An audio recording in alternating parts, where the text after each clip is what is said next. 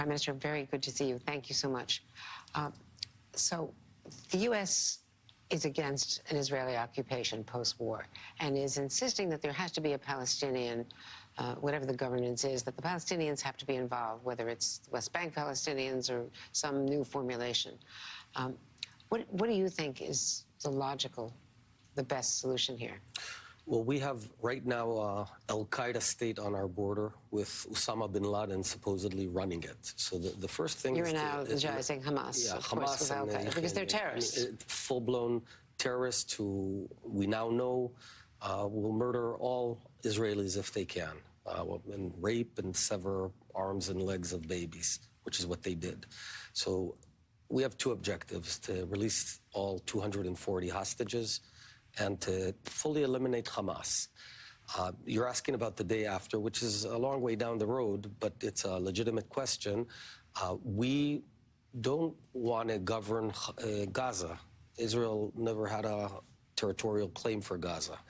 We gave up Gaza and handed it over to the Palestinian Authority, and we got hell. This time around, what we're going to want to do is keep a security strip after the war, a buffer zone, to move them away from Israel, say 1 kilometer deep. And there will be some sort of a transitory period, after which there'll be a form of self-governance that works for them. Well, that's a demilitarized zone that takes away some land from them. Well, there's a price to pay when you go and murder innocent civilians. We're not doing it because we want to grab land. As I said, we have no desire for that, but we have to protect our people. If you had crazy terrorists next to your home, you'd also want a security zone. What do you think about this 3-day pause? Because the Prime Minister has not indicated that, but we understand that there are talks underway with Qatar, with Israel, with the U.S. for a 3-day pause, hopefully to try to get some hostages out.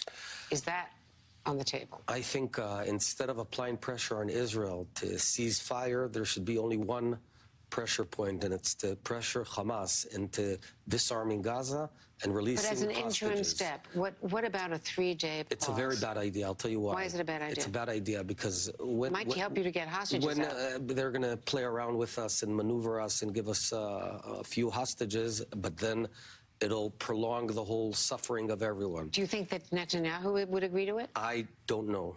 You'd have to ask him. I'm representing my position. We're in war. We have to defeat Hamas. The longer this goes on, the more suffering there'll be for everyone.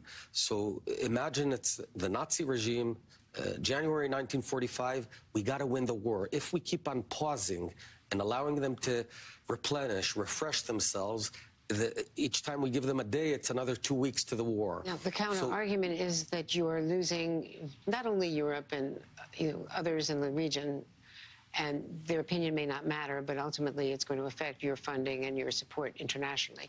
But you're losing the Senate. A majority of the Senate has now come out with a statement saying that there has to be a pause and that Israel has to be, that the $14 billion should not go to Israel if it's in violation of U.S. or international law.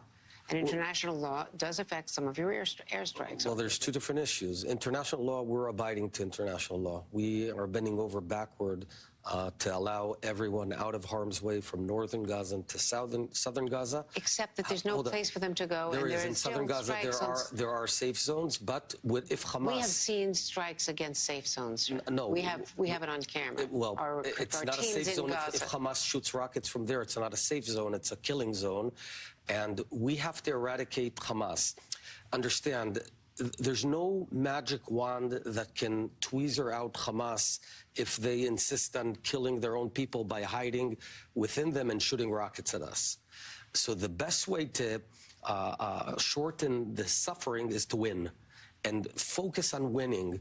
Right now, it's tantamount to thinking about the German citizens in January of 1945. You want to end the suffering, you got to win. Let me ask you about the hostages. Do you know that the 240 are still alive? I don't want to talk about the precise information. Many of them, for sure, are alive, and we're very worried about them. There should really be only one demand and one question every morning. Why aren't you releasing the hostages? We're talking about babies.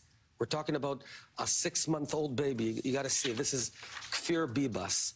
This is a 6-month-old baby, and he's being held hostage And by Hamas. they're not complying with the Red Cross requirement. The Red Cross Nothing. are supposed to get in and communicate with families, see them. I know that.